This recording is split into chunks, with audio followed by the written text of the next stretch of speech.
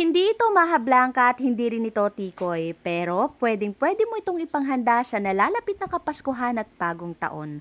At alam mo ba na 70 pesos lang ang nagastos ko dito? At ang lasa nito sobrang sarap. Melt in your mouth. Gusto mo rin ba?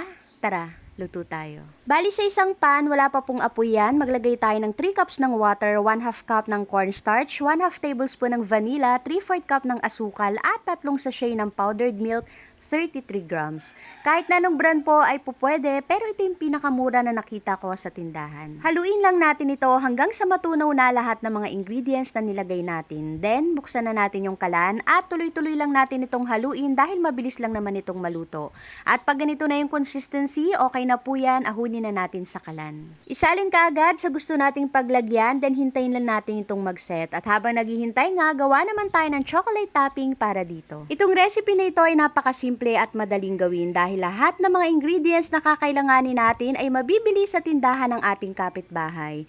O diba, hindi mo na kailangan pang pumunta sa palengke? Bali sa isang pan, maglagay lang tayo ng 2 sachet ng Milo, isang stick ng black coffee, 1/2 cup ng tubig, haluin at maglagay din tayo ng tinunaw na 1 tablespoon ng cornstarch sa 1 tablespoon ng water. Tuloy-tuloy lang natin itong haluin at mabilis lang pala itong maluto. At pag ganito na yung consistency, ahunin na natin sa kalan. Isalin ka agad natin dito sa milk pudding na ginawa natin kanina. Spread lang natin ng mabuti para makover lahat. Sakto lang din yung ginawa natin na chocolate syrup para dito. At para hindi naman boring yung ibabaw ng ating ginawang milk pudding with chocolate, gumamit lang ako dito ng kalaykay na pang design cherries. So ayan, nilagyan ko lang siya ng guhit-guhit gamit yung tinidor. Hindi ko na po ito nilagay sa ref at naghintay lang ako ng ilang minuto. Then ready to serve na ang ating napakasarap na milk pudding with chocolate.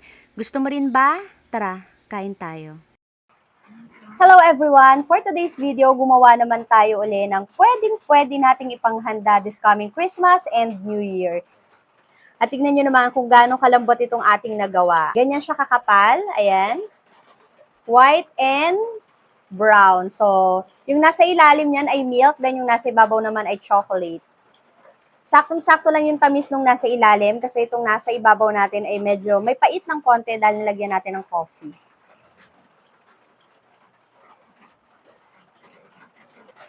Ang sarap.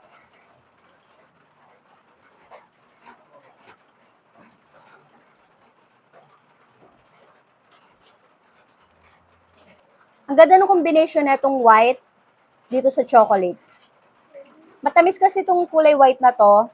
Then itong chocolate na nilagay natin sa ibabaw ay may pait.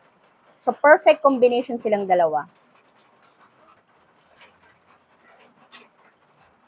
Pag kinain mo yung white, nagme-melt siya sa bibig natin. Ang sarap.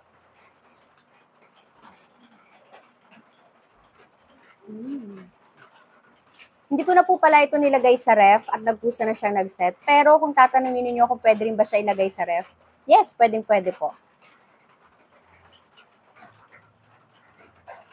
Kung nag-iisip kayo ng pwede niyong ipanghanda sa nalalapit na Kapaskuhan at Bagong Taon, subukan niyo po itong recipe ko. Sa halagang 70 pesos, may masarap na tayong dessert na maaari nating ihanda sa ating lamesa.